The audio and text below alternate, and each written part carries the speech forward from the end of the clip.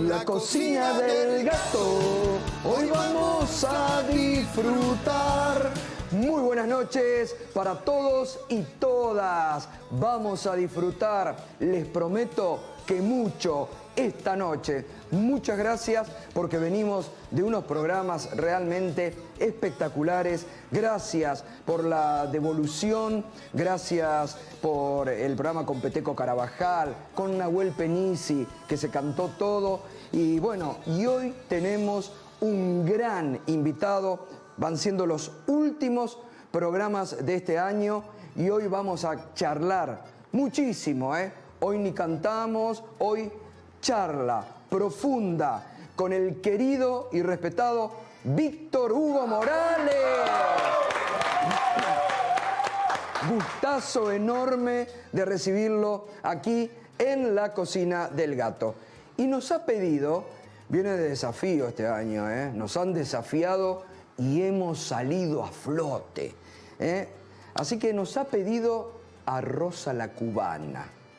Faltaba Celia Cruz, azúcar, ¿viste? Para matizar la cocina. Así que bueno, vamos a empezar, que ya tenemos aquí, para primero con manteca, aceite de oliva, la cebolla picadita. Esperamos rehogar un poquito la cebolla. Saludo especial para Luda Albón, la ayudante de producción, que está con algún problemita de salud, pero bueno, que se recupere pronto, Ya vamos a agregar los porotos. Le vamos a agregar, que esto le da un sabor especial, vino blanco, Bueno, ya tenemos el arroz hervido, arroz blanco hervido. Tenemos ya la salsa que hemos preparado con la cebolla, los frijoles, preparado previamente en manteca y aceite de oliva. Y ahora vamos a fritar la banana, una banana común. La abrimos al medio. Todos productos de la Unión de Trabajadores de la Tierra. Con la manteca y con un poquito de aceite de oliva también, Le vamos a agregar un poquito de sal y un poquito de pimienta. Nos estás acompañando con el hashtag La Cocina del Gato, preparándole al gran Víctor Hugo Morales este arroz a la cubana. Azúcar, dijera Celia Cruz. ¡Azúcar! Uy, cómo están quedando estas bananas fritas.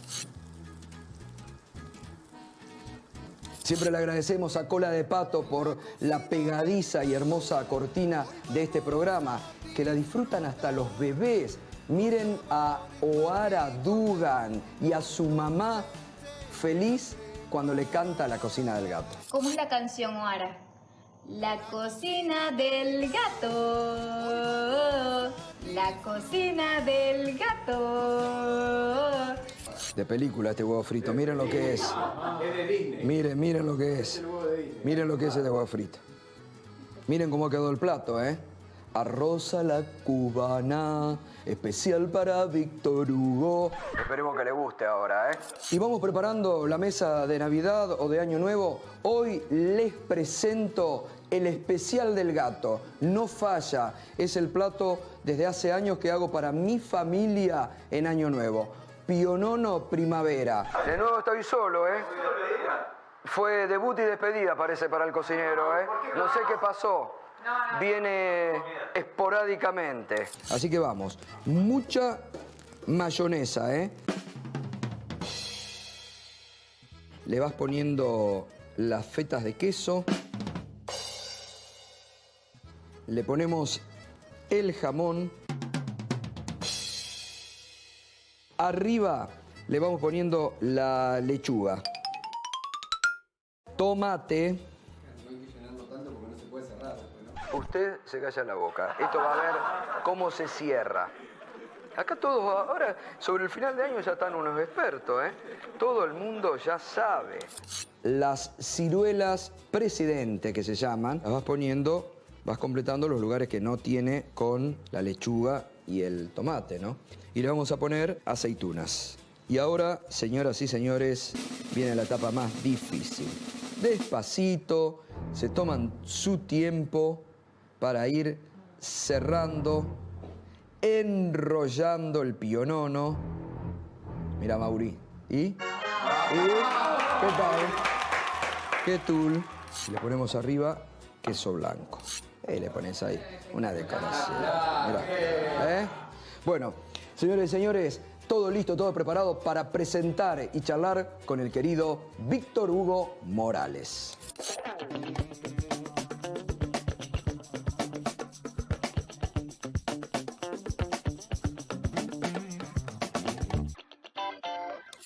Y recibimos al querido Víctor Hugo. ¡Vamos!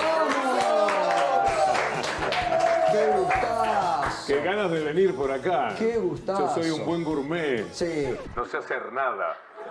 pero tiene un muy buen paladar. Sí. Pero es tan generoso este hombre que seguro que va a decir que estuvo... Miren lo que le hemos preparado. Yo lo veo Arroz rico a de la antemano. cubana. A ¿Qué ojo sé yo puedo decir a que... ojo está bastante bien. Está muy bien. Pero bueno, ¿qué tal? Un placer, ¿eh? Me Un da mucho placer gusto, enorme. Gustavo, compartir este ratito. Sí, compartimos diariamente los cruces que son realmente fantásticos en C5N y es un gusto tenerlo porque realmente, bueno, la trayectoria...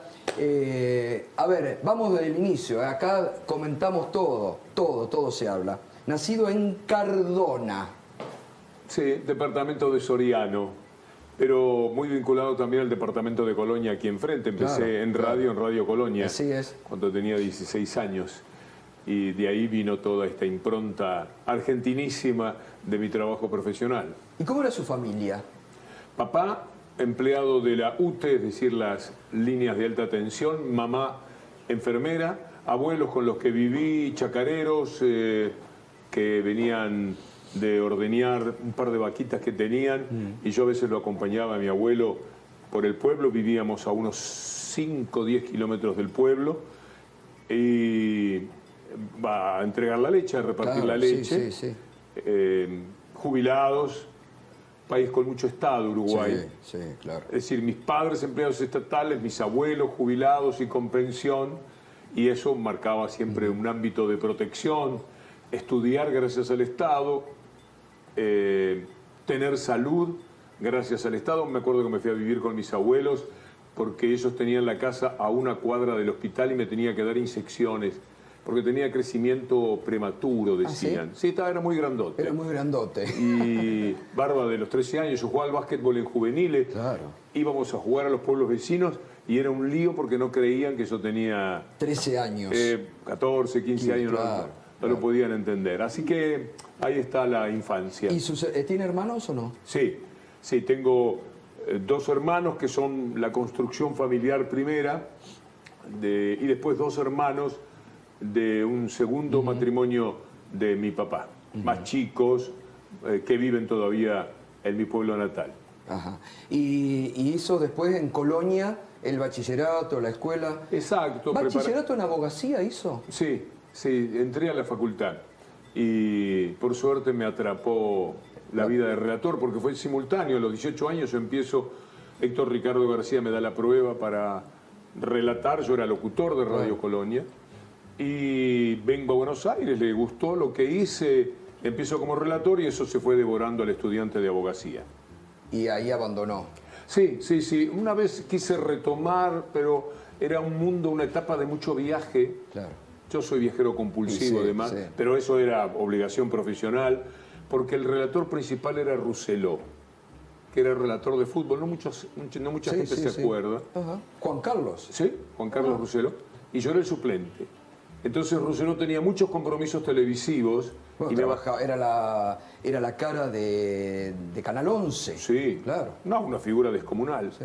Y yo viajaba por toda América del Sur porque él no podía esos viajes. Entonces me iba decenas de veces por América y eso me quitaba tiempo, no podía estudiar. Sé que al final el abogado que soñaba con serlo por las películas, por 12 hombres en pugna, Claro. por todas esas historias, por alguna cosa de televisión, ¿cómo se llamaba uno que andaba en silla de ruedas siempre?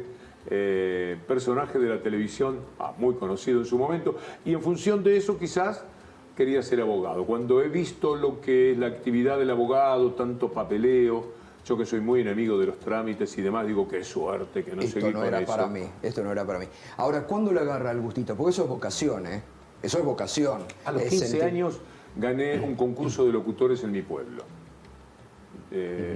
Y ahí empecé en unos parlantes en la Claro. ciudad. A los 3 meses me mudo a Colonia para hacer preparatorios de abogacía. Y me da por ir a Radio Colonia. 16 años tenía, recién cumplidos, Año. 1964. Y pido una prueba con mucha suerte, porque estaban los dueños de la radio en ese entonces que no iban nunca, Bernotti y Montellano. Y por curiosidad, para pasar el rato, porque no tendrían que hacer, dijeron, bueno, le tomamos nosotros la prueba. Es mucha suerte. Es mucha suerte. Y- Es mucha suerte. Pero además mucha suerte de que los capos hacen cosas como esta. La prueba fue a las 4 de la tarde del 20 de abril de 1964 y ellos llamaron al director y le dijeron que empiece ahora como aprendiz de locutor. Qué bueno. Y a las 6 de la tarde de ese mismo día leí mi primer aviso, que era la pizzería Las Cuartetas de Buenos Aires. Ah, Y ahí pizzería Las empezó mi Cuartetas de vida de Buenos Aires. locutor. Era buen locutor, tenía la voz todavía más Una profunda. voz impresionante. Yo me operé de amígdalas y eso me afinó un poco la voz, y me contrataba la RCA Víctor para hacer programas, tenía mi propio programa con 17 años, una linda etapa de la vida. Y después vino el pedido de que me dieran chance de relatar. ¿Le gustaba? ¿Le gustaba? Sí, yo relataba mentalmente todo lo que veía. Eso es bueno. Sí. Lo hacía mentalmente, pero lo hacía en su casa, porque yo lo escucho, yo vivía en Concepción del Uruguay, en Entre Ríos, y yo me informaba, nosotros nos informábamos por Radio Colonia, todo por Radio Colonia, ¿eh? Entraba como un chifle a Concepción del Uruguay. Sí, bueno, y ahí vi todo el aprendizaje de radio, porque también leía informativos, redactaba Sí, informativos, empecé a hacer notas y me recibí por mi cuenta de periodista. Y bueno, a mí me pasó lo mismo en la radio de Concepción del Uruguay, empecé a los 16 años también. En la radio de Concepción del Uruguay empecé haciendo móviles en una playa, a relatar después, a comentar noticias, a redactar las noticias. Eso es la posibilidad de los pueblos del interior, ¿no? Sí. Ciudades. Y entonces aquello de los parlantes de mi pueblo Sí. eran unas columnas sonoras en las esquinas. Sí, sí. León Semadén, un gran cantor de tangos, tenía esa empresa, Beamón Publicidad, se llamaba. ¿Y era fijo en una esquina? En 12 esquinas del pueblo. Uno iba Ah. caminando y escuchaba música y mis avisos. Juan D'Arienzo con tal orquesta, yo tenía un orgullo Claro, con eso. claro. Uno caminaba unos metros y se alejaba de la columna y la perdía un poquito, pero ya estaba Ya llegando estaba a la la otra. No, porque en algunos pueblos del interior era la chata con los altos parlantes, ¿no? También anduve en eso. Cuando Claro. yo tenía 10 años, mi madre era un poco puntera política. Ah, ¿sí? De los blancos. De los sí. blancos. Y grabé avisos con ella a 2 voces que salían, lo grabamos en un grabador geloso, ¡Qué bueno! y salía una camionetita con los parlantes por el pueblo, con la publicidad de los blancos. Claro. Y blancos intransigentes, nos habíamos enojado con Herrera. Yo tenía 10 años, no me había enojado con nadie, pero tenía fanatismo político. Y yo iba en una bicicleta, muchas veces, atrás de la camioneta para escucharme. Qué va. Porque me parecía qué mentira bueno. todo aquello. O sea que uno ama estas cosas. Sí, sí. No es una casualidad. No, no es una casualidad. ¿Y en qué año llega a la Argentina, Víctor Bueno, Hugo? yo llego a la Argentina en el 66, cuando Ah, vengo a relatar. ahí ya. Con Héctor Ricardo García. Venía a hacer vestuarios todos los sábados. Venía los viernes y me quedaba hasta el domingo o lunes. Y después volvía a trabajar de locutor. Hacía vestuarios para la transmisión de Rousselot, de Ardigó, de Dante Panzeri, esperando siempre mi oportunidad de relatar. Y empecé a relatar los partidos en Caracas, en Río, impresionante. Impresionante. Sí, y además, cruzar el charco, como decimos nosotros. Toda la semana. Venir... pero ¿seguía viviendo en Colonia? Yo seguí viviendo en Colonia. Ah. Venía al fin de semana y me volvía a Colonia Ah. como locutor. Allí tenía mi casa. ¿Y cuántos años hizo eso? Y 2 o 3 años mínimo. Y después dijo, me tengo que después quedar ya en era Buenos Aires. más consagrado como posible relator. Me acuerdo que Héctor Ricardo García ponía un aviso en Crónica y en la revista Así, ¿se acuerda? de la Sí, revista? sí, claro. Un aviso enorme que decía el relator más joven de América. Yo guardaba los avisos, lo metía en los cuadernos. Me parecía mentira, ahora no guardo nada, no miro una foto, cómo nos cambia la vida. Cómo nos cambia Pero la en vida. aquel tiempo estaba tan agradecido a lo que me estaba sucediendo. todavía tengo, por supuesto, una enorme gratitud a la vida, pero en ese tiempo eso salía al primer deslumbramiento. Yo tengo un origen bastante humilde, clase media tironeada para abajo, no me faltó nunca comida, pero nunca me pude dar gustos. Nunca tuve las mejores zapatillas, ni muchos pantalones, ni nada. Es decir, vivía como más bien pobretón. Los muchachos acá preguntaban, ¿cantará tango Víctor Hugo? Porque tiene voz de tanguero. Lamentablemente o felizmente para los demás, Pero se tiene que animar. Pero nada, no tengo oído nada. Le cuento una anécdota. Sí. Ahora va a salir el nombre del gran director de orquesta uruguayo. El padre de Bebán, de Rodolfo Bebán, Miguel Bebán, enorme actor, vivía en Montevideo. Yo era popular como relator en los años 70 y se le ocurre hacer una comedia musical conmigo. Entonces me habla, digo, no, comedia musical, primero que nada de teatro, pero comedia musical menos, le digo, porque yo no canto nada. No existe quien no pueda cantar. Y claro. Entonces me llevan a este director, que me da mucha pena, es el más conocido de Uruguay. Ya va a salir. Y entonces me lleva, pone el piano, empieza a tocar, y yo cantaba alguna cosa que él me decía. En determinado momento se da vuelta así y me dice, ¿sabes qué es verdad? ¿No podés? Le dijo así. Dice, nunca he visto. ¡Qué duro! Dice, tenés una membrana en el cerebro. ¡No! Que ¡Durísimo! impide que pase eso. No, pero y yo lo muy asumí. duro. Sí. Muy duro. Muy duro, muy feo. Bueno, a uno también va a jugar a la quinta de Boca y le dice el año que viene que no pasa la cuarta. La vida es así. Así que ahí se frustró la posibilidad de cantar. De cantar totalmente. Me comentaron acá los chicos que está por hacer una obra de teatro. Sí, hay una obra de teatro mía que se estrena en el Teatro Picadero en enero. ¡Qué bueno! Sí. ¿Cómo se llama? Iba a llamarse El Reproche, pero cuando lo fuimos a registrar estaba el título. Ajá. Así que estamos ahí cambiándolo.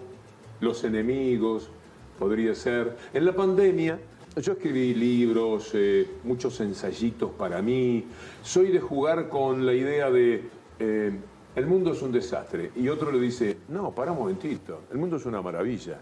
Y establezco discusiones de ese tipo y los voy llevando hacia la política. Una especie de qué sé yo, de entretenimiento. Sí. Y lo hice con una especie de obra de teatro. Escribí un diálogo que no tenía la contextura de obra de teatro. Se lo mandé a 3 o 4 amigos. Dijeron, dale, probá. Otros me dijeron, tenés que meterle mucha cosa para que sea teatro. Y trabajé todo en la pandemia, eso me vino muy bien, esa tranquilidad y soledad. Para colmo, una parte de mi familia, mi esposa se había tenido que quedar en Uruguay porque no se podía viajar. No se podía viajar. Estábamos trabados, así que estaba solo con mi alma, con mi tía de 95 años y con la señora que cuidaba. Así que me escribía muchísimo y ahí salió esta obra de teatro. Ahora nos va a contar esta gran novedad de Víctor Hugo, entre otras cosas, multifacético, pero vamos a comer porque esto se enfría y es una pena. Con mucho Así gusto. que estamos con el querido Víctor Hugo Morales, vamos a la mesa.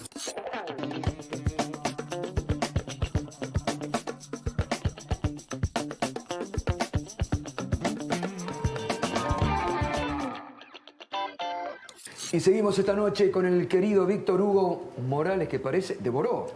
Fue extraordinario este ratito, Me dejaron solo, pude comer rápido como a mí me gusta, lamentablemente. ¿Le gusta comer rápido? No, no es que me guste. Está acostumbrado por nuestra profesión. Estoy acostumbrado, sí. Nuestra profesión es así, sí, de vez en cuando me hago un trabajo mental frente a determinados momentos y circunstancias, digo, voy a comer despacio y lo consigo. Ajá. Masticar, qué sé yo, 30 veces, hasta hacer bien. Disfrutar. El bolo alimenticio, como se dice, pero no, la verdad es que en mi vida cotidiana soy de comer bueno, rápido. porque vivimos muy rápido los periodistas. ¿Y le gustó? Delicioso. Bueno, muy bien. Cuando me preguntaron qué quería comer, justo venía de recibir un mail de una querida amiga cubana, Paquita Arma Fonseca, y me entró nostalgia de La Habana. Vivimos con nostalgias viajeras en esta etapa por los impedimentos que hemos tenido. Amo La Habana. Y Entonces cuando me preguntó, digo, arroz a la cubana. Arroz a la Que cubana. además me gusta de verdad. Aquí Sí. hay lugares donde se puede comer bien. Sí, sí, sí. He ido muchas veces. Digo, ropa a la cubana, digo, arroz a la cubana y ropa vieja, que es otra comida típica. Esa no la tengo. ¿Qué es? ¿Ropa vieja? Ropa vieja, es una son carnecitas, también Ajá. está el arroz y... Desmenuzada, No entiendo los poco. frijoles. Sí. Está bueno. Bueno, y Vinos Compañeros le he hecho para usted una producción, pero esto es una producción especial, ¿eh? Mire, hace habitualmente para nosotros, Vinos Compañeros, las etiquetas para nuestros invitados. Pero acá, fíjese el detalle. Comienza con una jugada de Maradona. Arranca por la derecha, y yo me lo voy imaginando, arranca por la derecha el genio del fútbol mundial. Hasta usted lo sabe. Ahí la... Porque no tiene fama de muy futbolero. ¡Sácate! ¿Me mató? ¡Me mató! Hasta usted lo sabe, dice. Y es verdad. Usted sabe, a mí no me gusta el fútbol. Y los relatos como usted o como Pablo Ladaga, no sé si lo ha escuchado a Pablo Ladaga, nuestro compañero, son los que gran chico. sin que me guste el fútbol, me apasiona escuchar. Hay una música ahí. Hay una música. Fontana Rosa lo decía. Claro, exactamente. El negro, muy bien. Sí. Bueno, arranca por la derecha el genio del fútbol mundial. Ahí la tiene Maradona, lo marcan dos. Pisa la pelota Maradona. Siempre Maradona, genio, genio, genio. Ta, ta, ta, ta. ¿Le suena? Me suena muchísimo. Barrilete cósmico, ¿de qué planeta viniste para dejar en el camino a tantos ingleses para que el país sea un puño apretado gritando por Argentina? Qué maravilla. Muchas gracias. Qué bueno, me Vino emociona. compañero. Vinos compañeros. Muchas gracias. Y Es acá un detalle. tiene, esto se lo lleva y tienen el código QR, el gol de siglo para escuchar su relato. Hasta eso, ¿eh? ¿Qué? Estoy muy halagado, muy agradecido. De verdad. Muchas gracias. Que, bueno, 20 veces le habrán preguntado, pero ¿cómo le surgió esa genialidad, ese relato barrilete cómico, esa música que le puso para acompañar ese gol glorioso? Los relatores tenemos tendencia a emocionarnos, actuar la emoción, y cuando uno pasa una cierta frontera y pierde el miedo al ridículo, es capaz de decir cualquier cosa. Todo cabe. En un mundial las estrellas, la galaxia, lo infinito, entran en el juego de lo eterno, de lo que es Diego ahora, eterno. Entonces, va por ahí. Las cosas son de otro planeta, son de otro mundo. Lo decimos habitualmente, en realidad no hay mucha originalidad. Yo estoy más enamorado de la frase "la jugada de todos los tiempos", porque dicho en ese momento, en ese preciso instante, tiene para mí un valor hasta periodístico muy fuerte. La jugada de todos los tiempos, y sigue siéndolo. Todavía la jugada no fue superada. Qué Y yo no impresionante. creo que sea factible, porque tiene que ser en un mundial, Claro. en una instancia como esa, y tiene que ser una jugada de esa belleza y de ese coraje como la que hizo Diego, ¿no? Y todavía no ha aparecido un jugador que lo pueda... Sí, Messi... Messi, pero Messi le falta pasión, me parece a Messi. Este tal vez. año la ha tenido. Este año la ha tenido. La tiene. Es muy notable, Gustavo. El cambio. Como si la vida lo hubiera querido. Sí. Muere Diego y parece que le hubiera entregado la posta del liderazgo, que es lo que siempre se le objetó a Lionel, Es verdad. que no ejercía, siendo el mejor. Exacto. El mejor tiene que ser el líder. Exactamente. Y ahora lo es. Y se le nota la alegría, se lo nota contento en la selección. Sí, cuando yo lo veo antes del partido, ir a cada compañero, darle su abrazo, Sí. cosa que por timidez quizás en otra época no era lo habitual para él, yo me doy cuenta que él está ejerciendo de líder. Y esto lo acerca todavía mucho más a Maradona. Todos le reconocemos a usted la generosidad impresionante que tiene. Es un gran compañero. Es mi gratitud a la vida. Bueno, y así vale.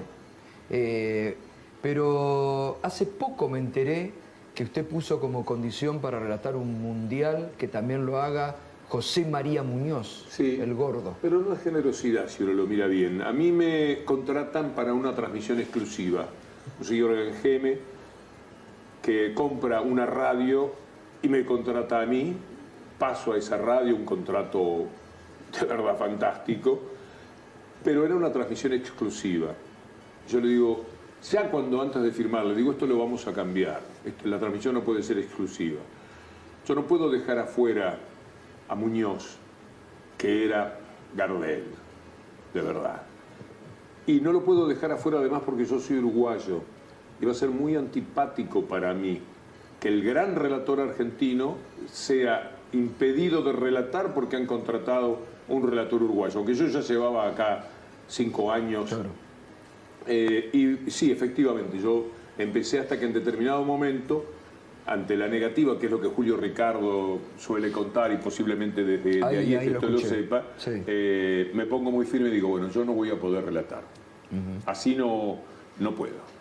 Tiene que relatar Muñoz. Pero se imagina toda la audiencia que le va a regalar, yo prefiero que me escuchen a mí los que me quieran escuchar y no obligados. Qué bueno, muy buen gesto, sí. Muy buen gesto. Y de ahí, de una conversación que la recuerdo una vez como muy tensa, porque al fin de cuentas el tipo había puesto mucho dinero, mucho para comprar el Mundial en exclusiva y para contratarme a mí, que era mucho menos por supuesto, pero era un gran contrato. Entonces él tenía sus argumentos. Él quería quedarse con la audiencia, quería ser de Radio Argentina, con la que después no pasó nada, por lo menos en aquella época. Quería ser la radio y para eso él quería traer todos los oyentes. Típico es esto, típico de muchos empresarios. Pero a mí humanamente no me servía. Y además yo tenía simpatía por Muñoz. Y no me imaginaba yo en México y él acá. Me parecía una barbaridad. Qué bueno. ¿De dónde sale? Porque tienen que saber que muchas veces, antes de la pandemia, por ahí nos cruzábamos, Víctor Hugo, que me voy rapidísimo, Gustavo, tengo que llegar a una obra de teatro, en un teatrito, o me voy al cine. Le gusta mucho la vida cultural. Sí, es una fuerte inclinación. ¿De dónde surge eso? Del ocio, del amor por el ocio. Uno de los primeros libros influyentes en mi vida es El arte del ocio de Hermann Hesse, que incluía la contemplación de la naturaleza y de alguna manera también el vínculo a las artes. Soy una persona que, si a mí me dijeran, ¿usted qué es? Definitivamente, una sola cosa. Espectador. Espectador de la vida. Y en ese tren de ser espectador, el mundo del teatro y el de la música me viene estupendamente. Y entonces me he pasado ya de muchacho, cuando Miguel Bebán me ofrece aquello, era porque me veía siempre en los teatros, en el Galpón, en el Teatro del Círculo. Yo vivía en eso y era mucho más muchacho que ahora. Aquí Buenos Aires es una propuesta. El único problema que tengo, una vez me quedé, más de una vez me quedé sin ir a ningún lado de tanto que me tironeaba. Voy acá, voy allá, se empezaba a pasar la hora y terminaba por no ir. Porque Buenos Aires ofrece tanto, hay 100 o más obras de teatro cada fin de semana. Hay música por todos lados. No debe haber ciudad, usted que ha recorrido mucho, ¿no? No hay. Por ahí un París que uno no conoce tanto, lo dudo. Nueva York. Berlín. Y paremos de contar. No hay en el mundo algo con una oferta artística de Buenos Aires. Aquí el teatro independiente, al que yo voy 3 veces por semana o 4, es un latido constante del valor cultural de la Argentina. Es decir, si a mí me dijeran un elemento que usted dice, esto traza lo que es culturalmente la Argentina, especialmente Buenos Aires, yo hablaría del teatro independiente. La cantidad de obras que veo parece abrumadora cuando doy los títulos de lo que uno ve. Sí, bueno, la radio aparte promociona mucho usted los teatros.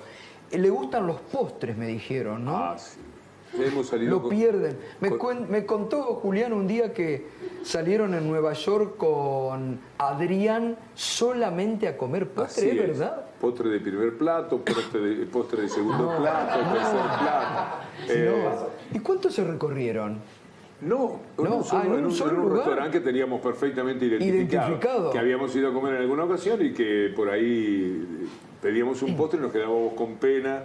Terminábamos picoteando mutuamente de los postres, muy locos de los postres. Y se fueron a comer exclusivamente postres. Y un día dijimos, vamos a comer, sí. Yo creo que lo hicimos 2 veces, pero y se dieron la gran panzada de postres. Sí, claro. ¿Y alguno en especial le gusta? ¿No? ¿Qué sé yo? tarta, los tiramisú, las frutas con crema, las frutillas con crema, las tortas que ¿El tienen... queso y dulce tradicional de la Argentina? Queso y dulce yo como todos los días de mi vida. ¿Y con qué come? ¿Qué come? ¿Membrillo o batata? Los dos. Ajá. Porque me gusta el gusto más fuerte del membrillo, pero también la suavidad de la batata. Lo importante ahí es el queso, que yo no conozco de marca ni nada. Yo le tengo que decir a mi mujer el que tiene agujeros, o el que me diste ayer. Claro, claro. Pero Ahí sí, está. queso y dulce. ¿Y el dulce de leche es argentino o uruguayo? El uruguayo. Ahora, yo creo que ha habido... Conaprole? El de la patalla. Ah, el de la patalla. Especialmente. Es muy bueno. Sí, es rico. El Conaprole también. Pero debo decir que llevamos años de alternancia con todo tipo. Acá se están haciendo. Yo creo que hubo un momento en que eran, por alguna razón inexplicable, era superior el dulce de leche allá. Ajá. En lo que... Pero ahora yo... que también el dulce de leche forma parte mía. El otro día comí arroz con leche con dulce... Ah, es espectacular, riquísimo, riquísimo. Impagable. Riquísimo, riquísimo. Sí. Bueno, y a ver, le vamos a poner punto final a la gran polémica. Gardel, ¿uruguayo o argentino? Argentino. Argentino, muy bien. Sí. Ahí estamos. de En acuerdo. Uruguay no me perdonan algunos. Este bueno. tipo, yo creo la historia que leí de chico, con la que crecí, la he alimentado por esa historia de mil maneras. Cuando apareció esta idea en Uruguay, sostenida por algunos argumentos que yo cuando los leo no los creo, fui respetuoso de lo que no dije esto, Claro. no opiné, pero dije para mí Gardel es la historia. Muy bien. Y volvemos al principio, que me sorprendió. En enero, en El Picadero, que es un gran teatro, se estrena la obra escrita por Víctor Hugo. ¿Con qué actores? Claudio Dapasano. Ah, ya con ese apellido. ¿Qué es hijo? De Alejandra. De Alejandra. Sí, Ajá. un genio. Y con Malena Figó, Ajá.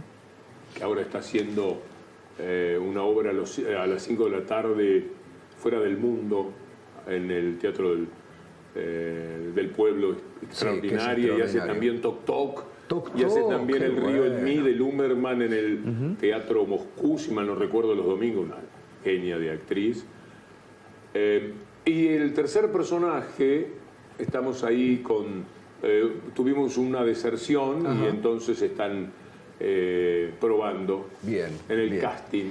Y son diálogos. Y dirige Julieta Otero, que es una especialista formidable. Sí, no, es una obra de teatro Bueno, bien. con todas las de la ley. ¿Cómo finalmente el título cómo quedó entonces? ¿O todavía no está definido? Todavía estamos cruzando mail. Hoy, bueno. hace un rato, con Julieta Pero Otero, tenemos. si se va a llamar Los Enemigos. El reproche ya no va porque está Claro, registrado. qué pena. Y cuando fuimos a hacerlo en Argentores nos dijeron que no se podía. Una pausa y vamos a hablar del periodismo y vamos a hablar de política con Víctor Hugo. La cocina del gato, hoy vamos a disfrutar los sabores más ricos del mundo, nos enseña a preparar en la cocina del gato. Necesitaríamos varias horas para hablar con este hombre la historia, pero qué difícil momento del periodismo argentino, ¿eh? ¿No? Sí, es muy doloroso Es para muy el que doloroso. ama la profesión, porque tienen mucho poder los que están haciendo el peor periodismo. Exacto. Entonces lo que va al frente es eso que ha devastado la profesión. Se ha perdido toda responsabilidad frente a la búsqueda de la verdad. Es valiosa la mentira porque prospera y porque al repetirla con tanto poder la imponen como si fuera la verdad. Empezó a divertirles eso. Yo creo que ahora ya tienen amor propio, a ver qué podemos inventar, qué podemos hacer. Han conseguido llevar mucho daño a muchas personas, han estigmatizado, perseguido. Y parece mentira, ¿no?, que gente con tanto poder no lo use un día, aunque sea para hacer el bien. Porque normalmente ese poder está utilizado para hacerle daño a la gente, para hacerle daño a la política o a la democracia. Al Porque país. Claro, al porque país, en representan definitiva. sectores muy concentrados económicos, de los que ellos son los líderes. Las corporaciones tienen a la corporación mediática como la más importante.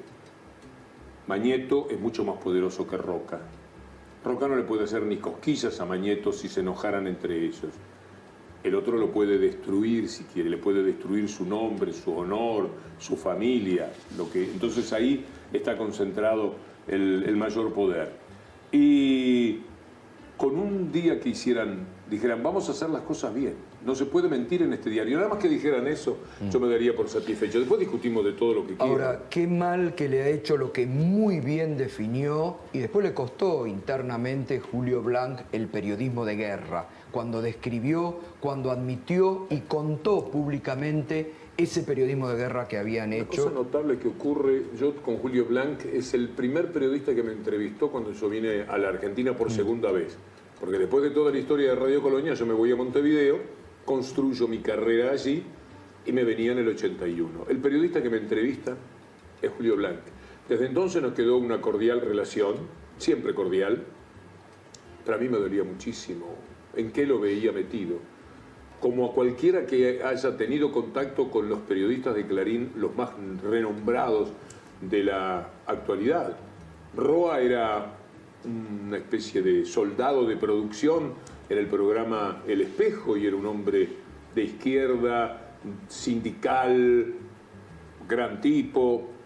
No dice cómo ha ocurrido todo lo que fue sucediendo. Y me da la impresión que lo que dice Julio Blanc es algo que implicaba también un mea culpa, un reconocimiento a que habían recorrido caminos con los que evidentemente no estaba de acuerdo. Él, en algún punto, un muy buen tipo como era él, advierte que se les fue la mano. Exacto. Se les había ido por completo la mano y él dice eso, le cuesta un dolor de cabeza tremendo. Bueno, lo negaban. Después decían, no, nunca lo dijo. Está el audio, está el video, está escrito, ¿no? Pero lo negaban como niegan tantas cosas, ¿no? ¿Y cómo ve este momento de la Argentina? Yo estoy entre el pesimismo que me provoca ese poder fenomenal que todos los días juegan en contra de la vida, Gustavo. Sí. El periodismo no es que ha jugado por intereses económicos, que por supuesto que ha sucedido y demás, han jugado a favor de sus intereses contra la vida. Todo lo que ha pasado en la pandemia no entra en la ficción.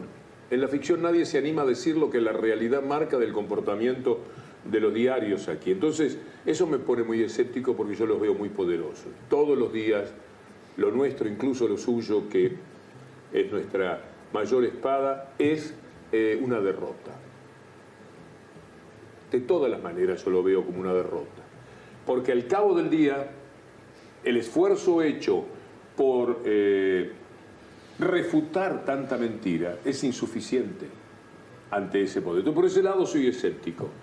Pero yo creo que estos 2 años... Pero C5N ha hecho mucho en eso. Mucho, pero C5... Con lo mínimo, indispensable, Si no existiera frente al poder... Si no existiera C5N, Gustavo, no sé dónde hubiéramos ido a parar. Exacto. Y esto nos incluye, cuesta decirlo... No, pero es así. Es así, no, C5N ha sido formidable. Y después está un país que atravesó la pandemia con mucho decoro. Exacto.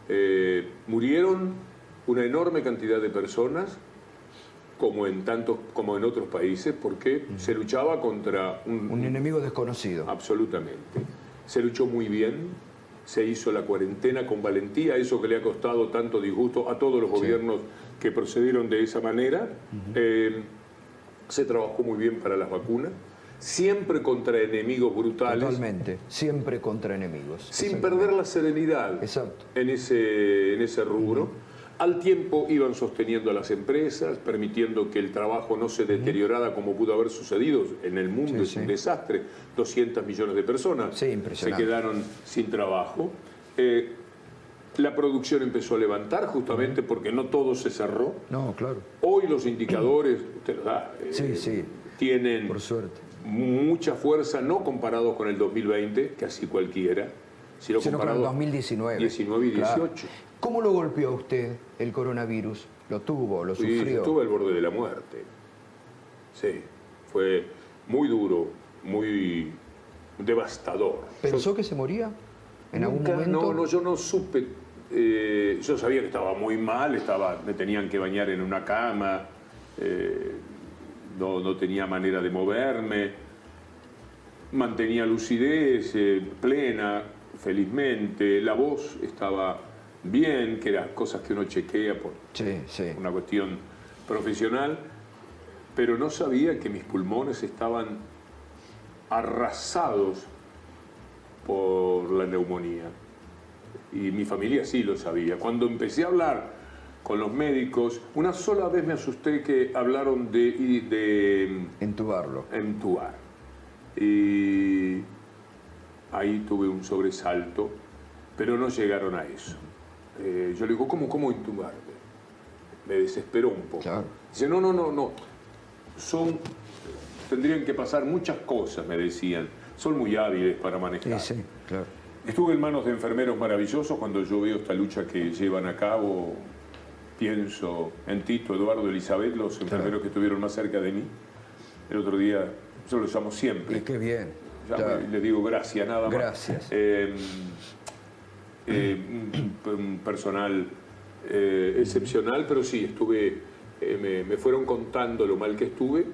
Una vez me habían dado plasma, después me dijeron corticoides, yo tenía que aprobar que me dieran corticoides, y creo que fue eso el comienzo de la evolución más positiva. ¿Y algo lo movilizó internamente mientras estaba en esos momentos? Una sola vez me llevaban una tomografía, me entró un golpe de melancolía extraño. Ajá. Sí, como que pensé, caramba, ¿y si me muero? Pero en líneas generales no estuve nunca atrapado por la pregunta y por el miedo. Así que por ese lado...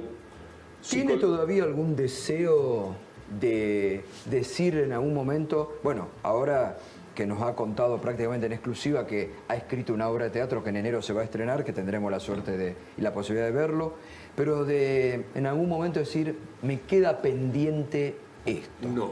No. No, esto fue un juego que yo prolongué porque me divertía, porque me gustó hacerlo, porque es un tema que a mí me gusta y que me sacaba de la política. La obra no tiene que ver con la política y me hacía mucho bien. Usted se da cuenta lo que es llegar a su casa y decir, no lo quiero ver ni a Dugan, que es el que viene... que uno dice basta por favor. Sí, nos pasa. Y el basta por favor mío era meterme en películas, en escritura, en libros, leí muchísimo también. No, la pandemia fue para mí maravillosa. Ajá. Es extraño decirlo, pero yo disfruté de otra condición de vida. Claro. Y estuve muy a buenas con eso. Mucha felicidad me dio la pandemia hasta que yo me Hasta enfermo. que cayó enfermo. Cuando claro. aflojó la pandemia y yo voy a algunos lugares, creo que fue no en la radio donde trabajo, sino en otra, que no quiero, pues estas cosas se estigmatizan mencionar, porque al mismo tiempo hubo una profesional que también contrajo el COVID. Sí.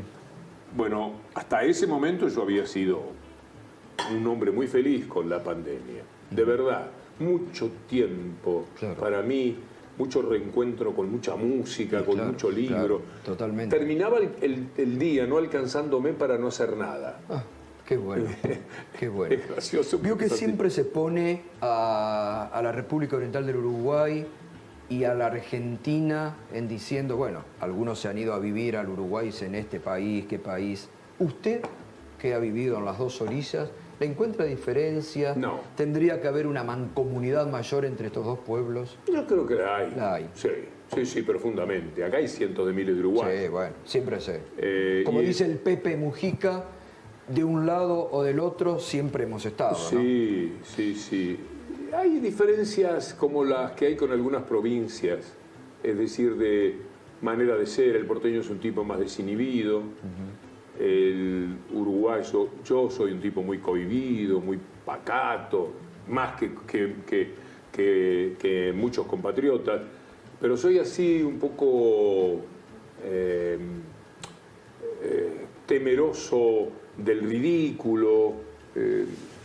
En cambio, un porteño, porque es la gran ciudad, Claro. es muy generoso. El porteño es tipo de decir, ¿qué vas a tomar? Uno entra al bar y la pregunta es, viene fulano, ¿qué vas a tomar? Quiere ofrecer, quiere Claro. dar. Esta es una condición notable que se da en Buenos Aires, muy creativo. Esta creatividad lo lleva a ser un poco más sinuoso en los comportamientos. El uruguayo tiene algunas maneras de lealtad que están muy acendradas, que son muy especiales, pero en líneas generales. Es el único caso en el mundo de gente que vive en otro país y no es tratada como extraña, inmigrante, claro. porque como el lenguaje Es es lo tan mismo. parecido. Exacto. Del 83 a la fecha, ¿qué presidente lo impactó más? ¿O con quién Y- mejor? Con Raúl tenía muy buena relación usted. Con Raúl Alfonsín tenía muy Sí, buena acá, relación. por supuesto. La poca relación que yo suelo tener con los protagonistas, en realidad, pero lo admiraba muchísimo. Alfonsín fue un hombre que me impresionó muchísimo. Un día había un cumpleaños de un productor que él conocía y De Eduardo Metzger sería. Sí. Claro. Y estaban todos conversando, como halagándolo a Alfonsín de lo malo que era el gobierno de los Menem. Kirchner. Ah, de los Kirchner. Sí, supongo que sería Néstor en aquel momento. Néstor, sí, sí. Y Alfonsín empezó a defender cosas de ese gobierno que era como sopapearlos a todos. Sí, sí. Y yo digo, lo tengo en un prólogo de un libro de Roberto Suárez, hermano del gobernador, poco querido por mí, de Mendoza. De Mendoza. Pero un prólogo del libro escrito sobre Alfonsín. Y en el prólogo cuento esta historia, me pareció un hombre maravilloso, Alfonsín. Sí, Un hombre extraordinario. Como con todos, o con los Kirchner, o con lo que sea, aún queriéndolos, he tenido mis divergencias. Me costó entender lo del 94, de algunas otras cosas fui crítico.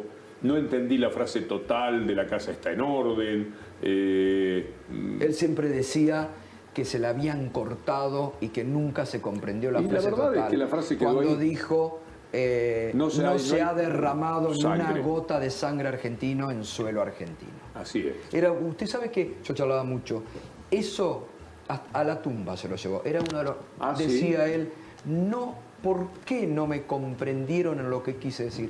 Eso y la tablada. Sus grandes Además, frustraciones. Alfonsín era... el Uruguay tiene muy buenos políticos, Sí, ha tenido sí. una tradición política Sí. muy fuerte, y Alfonsín era claramente el que más se parecía a esos políticos Claro, con los que totalmente. yo había crecido, discrepando, algunos no queriéndolo, pero igual admirando a alguno de Sí, ellos, sí. aunque pensara Sí, sí. distinto. El caso de Sanguinetti, por Bueno, ejemplo. se llevaba que- muy bien con Sanguinetti. Sí, claro, porque a mí me duele mucho, pero bueno, es así. Es así. Es muy derecha, muy del liberalismo, pero es un hombre de una cultura Exactamente. apasionante. Esas cosas son muy especiales. Y Alfonsín era para mí una forma de político más a la uruguaya. Claro. Así que fue el primero que admiré. Yo venía con mucho antiperonismo de Uruguay, Exacto. cosa sabida, lamentablemente, viendo toda la historia desde acá, leyéndola de nuevo, siento muchas cosas que me duelen de comportamientos de allá en cuanto a los liberales que siempre fueron desde, Claro. qué sé yo, de Lavalle, De Lavalle para para acá, acá, exacto. siempre Uruguay, siempre Montevideo, siempre Carmelo, etcétera. Bueno, Florencio Varela lo asesinan en Montevideo, Exacto, en una claro. casa que yo he visto alguna vez, etcétera. Yo diría que hay de esa concepción política del Río de la Plata un aprendizaje, porque el peronismo era una palabra maldita Sí, sí. en Uruguay. Y yo crecí con eso, y vengo acá y me toca Menem, un Claro. desastre. Exacto. Es decir, yo creo que a muchísimos en la Argentina les abrió la puerta al peronismo el kirchnerismo. Claro. Es decir, en tanto kirchneristas dentro del peronismo, y eso permitió entender mucho más varios aspectos muy positivos también están, por cierto, inevitablemente los negativos del peronismo, pero yo tengo en este momento mucha simpatía por el peronismo, por su historia, por lo que ha hecho, porque además me he preocupado. Yo leí de pe a pa la Constitución del 49, he leído libros sobre Perón, he leído sobre las acusaciones de respecto a los nazis, etcétera. Totalmente. Perón y los judíos, Perón... se ha dicho de lo peor, ¿no? Se ha dicho de lo peor. Sí, y ciertamente he reconstruido también de Rosa. Yo venía a Guerra Grande, venía con el criterio de la pequeña Troya montevideana, agredida por Rosas y por Oribe. Y Rosas era también un nombre maldito y qué sé yo, hoy me doy cuenta que... Ahora hay una obra de teatro que se llama, ojalá que termine más adelante para que alguno que se entusiasme y la vea, que se llama Olvídate del matadero. Ah, claro. Yo leí a Malita, Paco Mármol, Esteban Echeverría. Mármol, y entonces Esteban Echeverría con el matadero, yo tenía aquella versión del matadero de hace mucho tiempo. Voy a ver esta obra y me impactó cuál era la otra verdad sobre el matadero. Pablo Finamor es un actor increíble, lo dirige Martínez Bell y va en el Teatro del Pueblo. El Pueblo. Y entonces le pedí a Adriana Yasky, que es una productora del espectáculo, digo, ¿no me mandás la obra? Para leerla. Para leerla. Claro. Porque yo soy medio sordo, un tipo raro que va mucho al teatro y es sordo. Y me mandó la obra. Y ahí está. Ahí entendió. Lo que, sí, mucho más entendí. Claro. Yo siempre les desconfié a todo lo que aprendí a desconfiar. De Sarmiento, de qué sé yo. Soy más hincha de Alberdi, por supuesto. Pero el siglo XIX de la Argentina, estudiarlo, leerlo, tengo mucho leído de... Pero estamos unidos por Artigas y por Pancho Ramírez. Artigas y Pancho Ramírez. Víctor Hugo, Uruguay Entre Ríos, Uruguay Entre un solo Ríos. corazón. Primer Congreso de la Independencia en Concepción del Uruguay, ¿no? Con las provincias que después no van a la independencia en Tucumán. Así es, nada totalmente. menos. Un gustazo por usted. Gran placer, igual. Gracias, por usted. Y por el periodismo. Por C5N. Y por C5N. Sí, y por, el periodismo, por lo menos aquel en que nosotros seguimos creyendo. Gracias a Dios, Pesco. Gracias. En la cocina del gato, hoy vamos